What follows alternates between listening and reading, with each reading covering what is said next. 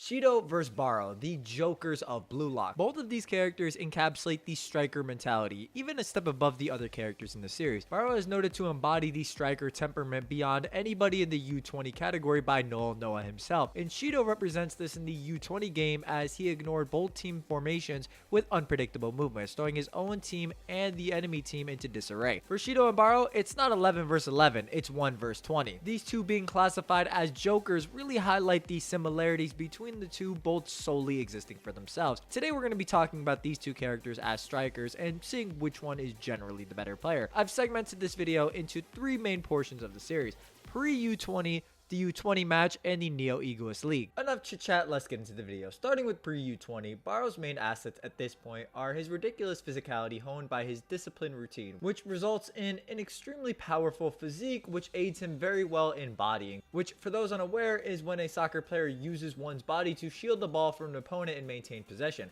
Barou specifically excelled here due to having an excellent charge. A charge, for those unaware, is an intentional collision between players, often involving shoulder-to-shoulder contact used to gain or maintain possession of the ball. While I could bring up Barou's initial showings against Team Z, it makes much more sense, and we have a much better metric in the form of Kunigami, who wasn't really able to stop Barou with his noted puny tackle, with Kunigami himself noting he just can't stop Barou, even overwhelming or winning over Kunigami in the air, so his physicality being greater is pretty clear. This becomes more relevant when you factor in Barou's dribbling, that being his chop feints into acute dribbling. This allows Barou to change direction without decreasing his charging power, regarded as a lightning dribble. Although this isn't particularly fast, the reason it's so strong is, like we established earlier, Barou's charges can't really be stopped, or they're extremely difficult to stop. We see Barou incorporating this, using Isagi as almost a wall between him and Chigiri, allowing Barou to capitalize on Isagi's off the ball movements and essentially devour his leg, so to speak. I'm going to talk about his shooting abilities in just a moment, but I want to transition over to Shidou for just a moment. We don't see too much of Shidou outside the third selection. In the game against Kunigami and Rio, Shidou showcases the ability to instantly analyze the special characteristics and skill level of characters just after one play, giving a breakdown of the two. The zesty striker also being so strong he wouldn't even budge against Kunigami's press. Again, for reference, Barou notes that in his match against the same Kunigami that he wouldn't be able to stop him with that level of pressing. Rio also goes as far as to say in episode Nagi that after Shidou hits a line drive with his back turned to the goal, that he has Nagi level individual skills. Where Shidou really shines, however, is when he is in the penalty area. Karasu directly notes that Shidou's defense and plays are both second rate, but his physical abilities are totally focused on scoring when he's in the goal box, which we soon learn as even his responses to loose balls in the goal box are noted to be extremely fast. Isagi also believing that this unbelievable physical ability is what defeated Kunigami. To break down something that's going to remain consistent for the rest of this video, Shidou is unrivaled in the penalty area, as Isagi notes. Characters like Rin or Isagi have great spatial awareness of the entire field, making them play masters or puppet masters for the entire field.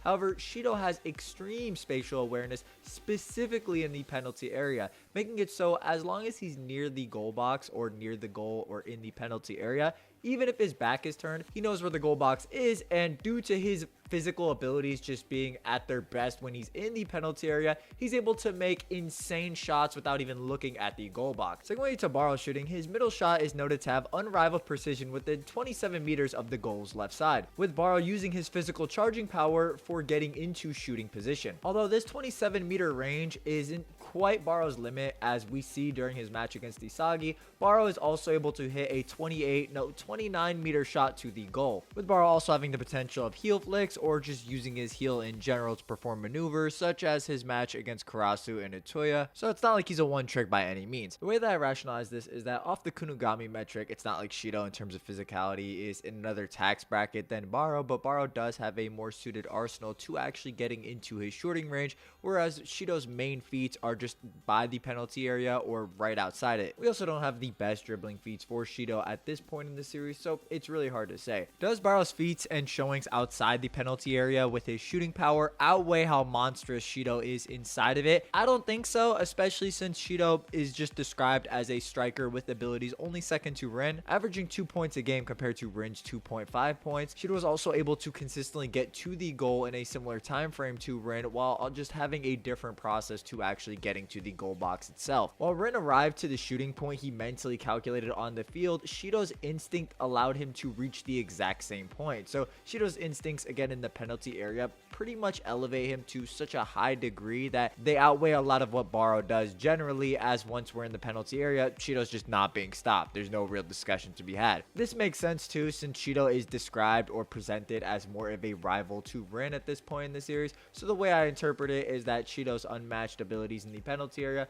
allow him to rival Rin or Rin's process into getting goals. So pre-U20, we're going with Shidou. Getting into the U20 match, there's the obvious in Shidou being chosen as the incalculable egoist that Saitoshi had chosen from Blue Lock, with Barou replacing Shidou as the team's joker or wild card that throws both teams into absolute chaos, which, let's face it, both characters kind of do this anyway. A lot of what I mentioned previously does apply to the U20 game, where Barou is just great outside the goal, great shooting, whereas Shidou is phenomenal in the penalty box versus a great performance on the entire field. Getting into Barou's feats during the U20 game, we see his chop dribbling is very effective, especially against Darai, who is able to anticipate and cut off Otoyo's movements, who is just an absolute animal in off-the-ball movements. Although there is a level of this to where Barou is just playing in a way that has no trace of rationality, this being especially effective on people or players who just know about soccer, as no rational player would play like this. Barou performing these feats on Darai is kind of a one-time thing, since it's just noted afterwards by Darai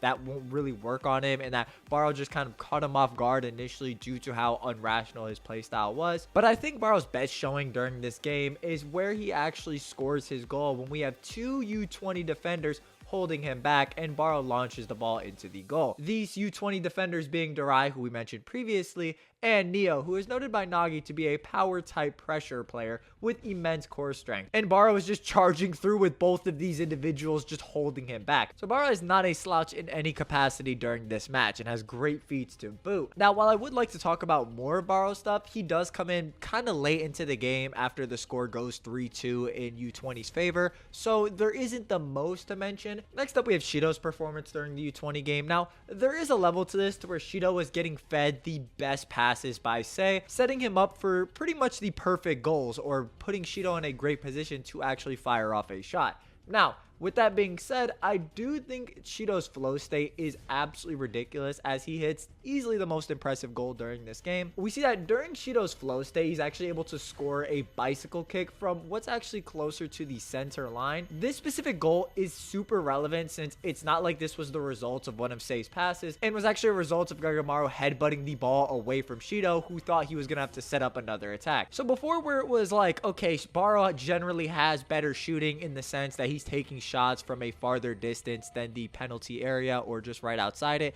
even though 28 meters isn't that much farther. Shidou's big bang drive absolutely clears that, in my opinion, even looking at Barou's goal during the U20 game. So I think Shidou's flow state is a bit more impressive than Barou's in this game, and he just does showcase better feats in terms of shooting. This isn't just in shooting. We actually see that when Shidou's in his flow state, he's able to get around Rio, who with his off-the-ball movements compared to before wasn't really able to get around him due to Rio copying Neo's play.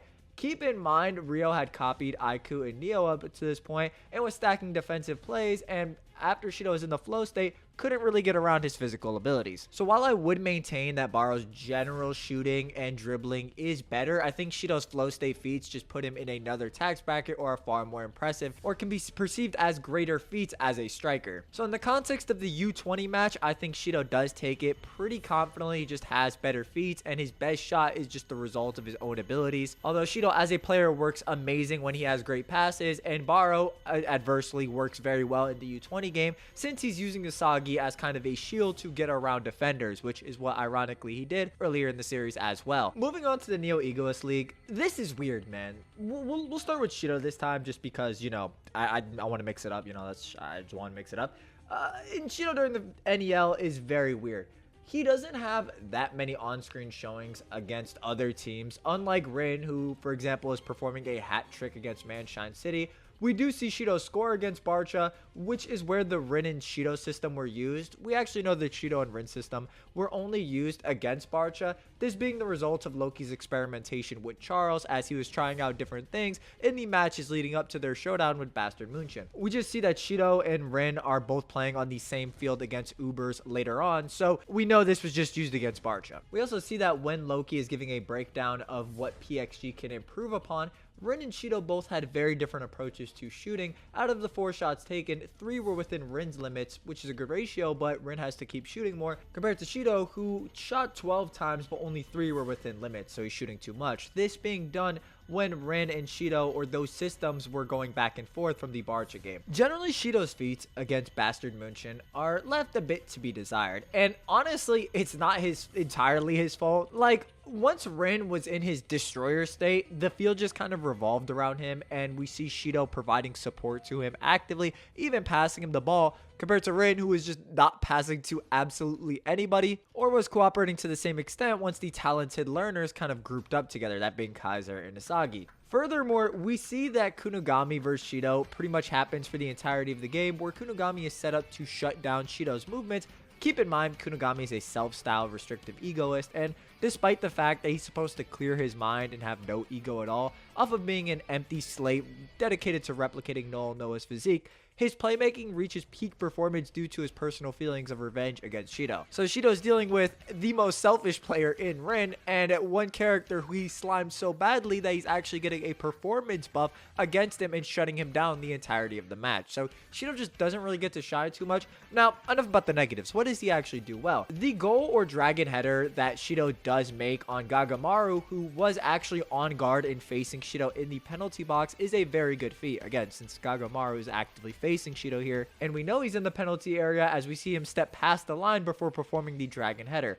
This further demonstrating what's previously been established with Shidou, or what I've been kind of saying the entire video. So I believe a lot of what I've mentioned has just been amplified with Shidou at this point. But even this goal on its own is very hard to use, since this was the result of a pass from Charles. Not to say that anybody could have scored on Gagamaru at this point, but more so saying it's not like Shidou got to the goal box by himself or anything to that extent, leaving him overall in a bit of an awkward situation. Again, like having clashes with Kaiser, who is pretty physically decent, isn't bad, but it also isn't the greatest thing in the world. You know what I mean? So Shidou's feats against PXG just aren't quite up to par, in my opinion. It's just the field got swallowed up by Rin, simply put. Now, moving on to Barou. Barou at this point in the series, or during his time with Ubers, has gone through quite a bit of changes. We see Barou actually gain a new ability or ocular ability in the form of Predator Vision, where Barou is hiding from the goalie to create a momentary void where the entire team of Ubers is coordinating for Barou to hit a stealth kill shot, this being right outside the goal box. Isagi also notes that considering Barou's shooting abilities,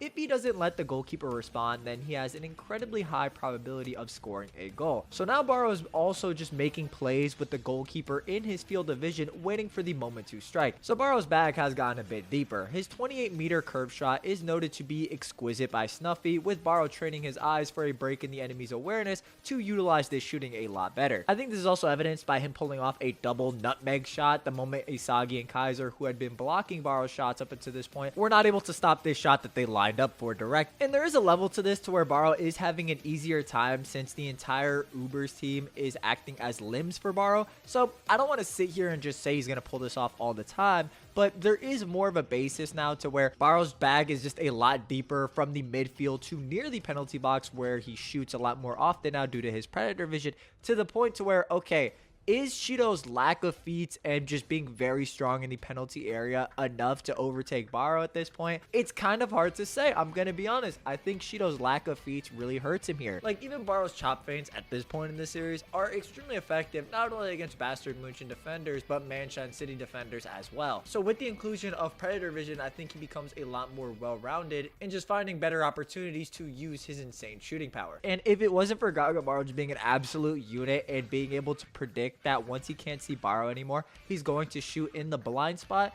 you know, what would have happened, you know what I mean? It still is an extremely effective weapon. So a lot of what I mentioned previously still rings true, and I don't want to continuously echo that, but I think Barou's back has just gotten so much deeper, and Shidou just doesn't have quite as much feats that you can actually make a valid case that Barou during the NEL is superior as a striker or has more in his arsenal to where Shidou just being insanely strong in the penalty area isn't enough. And this isn't to downplay Shidou or say he can't still make shots like he does in the U20 game. More so just basing this off of what's consistently shown by the characters at that point in the series. So for NEL, I would actually lean towards Barou, somewhat due to the fact that Shidou just got absolutely railed during this arc or his match against Bastard Munchen. Even if you want to say Shidou should narratively be above Barou, I would just maintain that the feats don't really display that compared to earlier on where there's more statements to coincide with that narrative. So that's the video. Let me know what you guys thought down below. If you agree, disagree, why. If you enjoyed, like the blue light content, make sure to like and subscribe as we'll be pushing more of that out, and I will catch you guys next time. Bye bye.